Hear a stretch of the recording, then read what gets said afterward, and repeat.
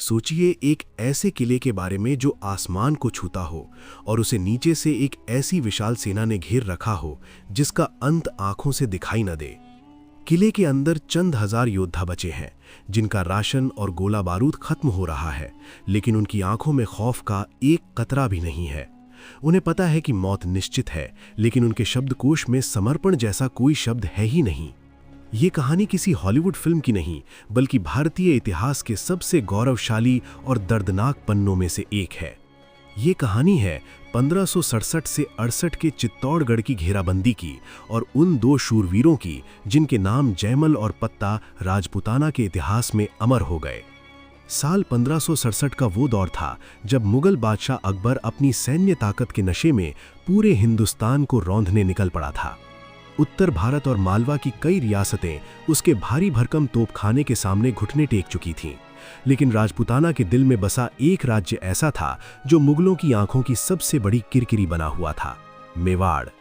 मेवाड़ के महाराणा उदय सिंह ने न केवल अकबर की अधीनता स्वीकार करने से साफ इनकार कर दिया था, बल्कि उन्होंने अकबर के दुश्मनों जैसे मालवा के बाज बहादुर और विद्रक मिर्जाओं को अपने यहाँ सम्मानपूर्वक शरण भी दे रखी थी। इसके अलावा दिल्ली से गुजरात के व्यापारिक मार्ग पर मेवाड़ का भौगोलिक नियंत्रण मुगलों के लिए एक बड़ी बाधा था।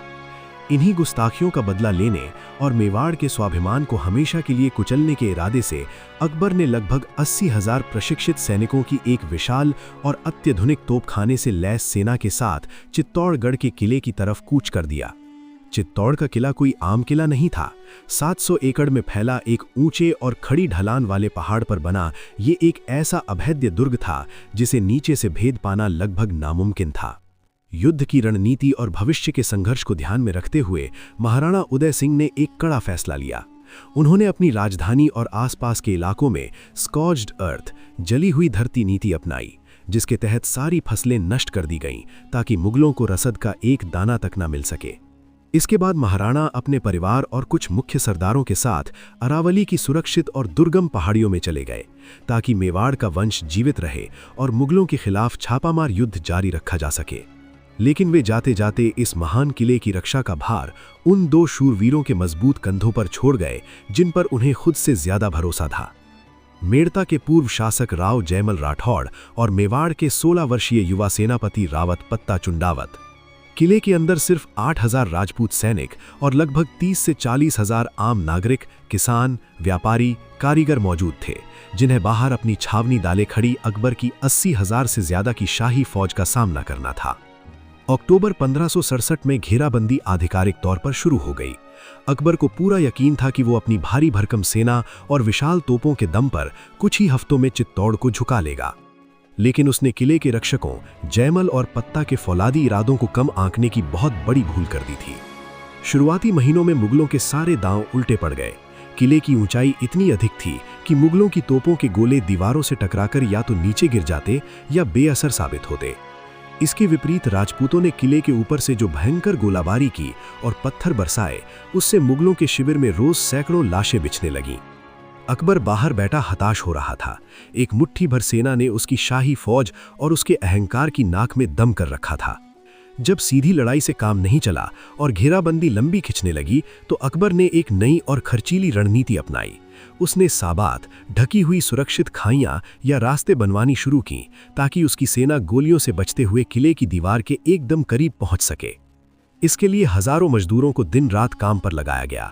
राजपूत ऊपर से लगातार गोलियां बरसाते, जिससे रोज अनगिनत मजदूर मारे जाते। इतिहासकार बताते हैं कि अकबर ने काम रुकने न देने के लिए मजदूरों को मिट्टी की हर एक टोकरी के बदले सोने और चांदी के सिक्के तक बांटे। इन साबातों के जरिए मुगलों ने किले की दीवार के ठीक नीचे 2 भारी बारूदी सुरंगें खोद दी। 17 दिसंबर 1567 को एक भयानक विस्फोट की योजना बनाई गई, लेकिन मुगलों से एक बहुत बड़ी रणनीतिक चूक हो गई। पहली सुरंग फटने के बाद जब मुगल सेना के खास और एलीट सैनिक किले में घुसने के लिए दीवार की तरफ दौड़े, तभी अचानक दूसरी सुरंग में भी भयंकर विस्फोट हो गया। इस धमाके में किले की दीवार तो टूटी, लेकिन साथ ही अकबर के अपने ही लगभग 200 से ज्यादा बेहतरीन सैनिक और अधिकारी चीथड़ों में उड़ गए। मुगल खेमे में मातम छा गया और इससे पहले कि वे संभल पाते, जयमल और पत्ता के नेतृत्व में राजपूतों ने उस टूटी हुई दीवार पर मानव ढाल बनकर मुगलों को वापस खदेड़ दिया और रातों रात सूती कपड़ों और मिट्टी से उस दीवार की मरम्मत भी कर दी।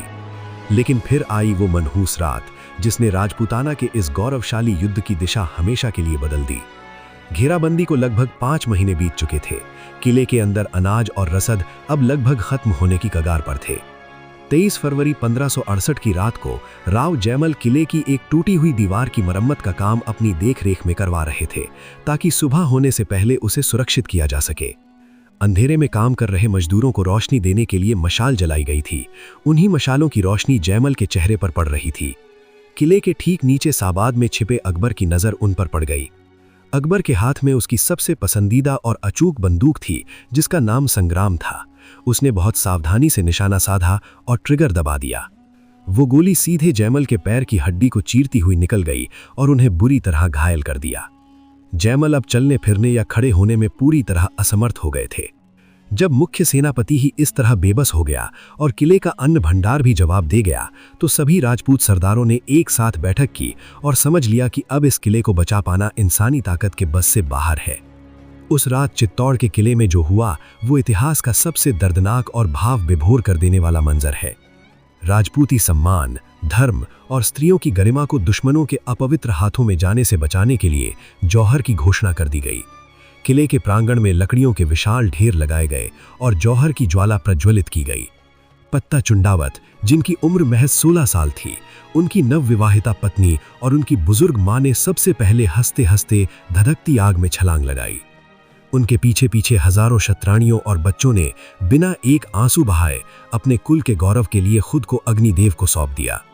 उस रात चित्तौड़ के आसमान में उठती आग की विशाल लपटें और धुएं ने बाहर बैठे मुगलों को भी ये खौफनाक संदेश दे दिया था कि किले के अंदर से क्या फैसला ले लिया जा चुका है और अगली सुबह उनके लिए कितनी भयानक होने वाली है। अगली सुबह 24 फरवरी 1568 किले के विशाल लोहे के दरवाजे हमेशा हमेशा के लिए खोल दिए गए।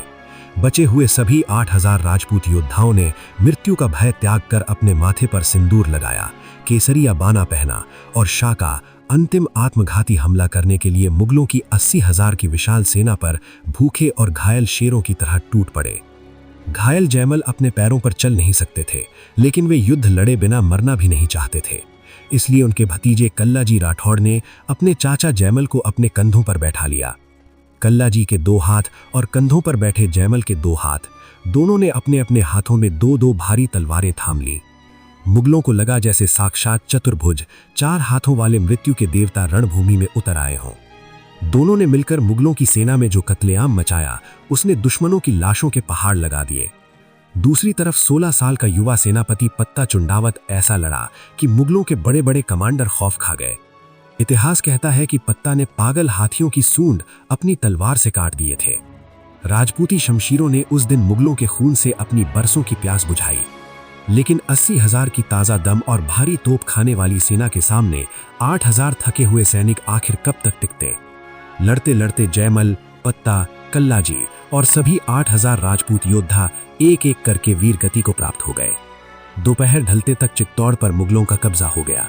अकबर किले के अंदर दाखिल हुआ, लेकिन उसे वहां ना तो खजाना मिला, ना हथियार और ना ही कोई राज परिवार। उसे मिली तो बस जलती हुई चिताएं और चारों तरफ पसरा सन्नाटा। इस लंबी और खर्चीली घेराबंदी से हुए भारी नुकसान और राजपूतों के कड़े प्रतिरोध से अकबर इतना ज्यादा बौखलाया हुआ था कि उसने अपने जीवन की सबसे बड़ी और क्रूरतम गलती कर दी। उसने गुस्से में किले के अंदर मौजूद 3,000 बेगुनाह नागरिकों, किसानों, कारीगरों और मजदूरों के बेरहम कत्लेआम का आदेश दे दिया। कुछ ही घंटों में चित्तौड़ की धरती उन बेगुनाहों के खून से लाल हो गई। अकबर ने इस जीत के बाद आगरा जाकर फतेहनामा, जीत का घोषणा पत्र तो जारी किया, लेकिन चित्तौड़ का ये कत्लेआम उसके महान होने के दावे पर एक ऐसा काला धब्बा बन गया जिसे इतिहास कभी नहीं मिटा सका। हालांकि अकबर ये युद्ध जीत गया था, लेकिन जयमल और पत्ता की उस अकल्पनीय और अमानवीय वीरता ने मुगल बादशाह के दिमाग पर इतना गहरा असर डाला कि वो खुद उनका मुरीद हो गया। अपने सबसे बड़े और निडर दुश्मनों के सम्मान में अकबर ने आगरा के किले के मुख्य द्वार पर जयमल और पत्ता की हाथियों पर सवार विशाल पाषाण मूर्तियां बनवाईं। ये विश्व इतिहास का वो विरला पल था जब एक क्रूर विजेता ने अपने ही हाथों से हारने वालों के स्मारक बनाए थे।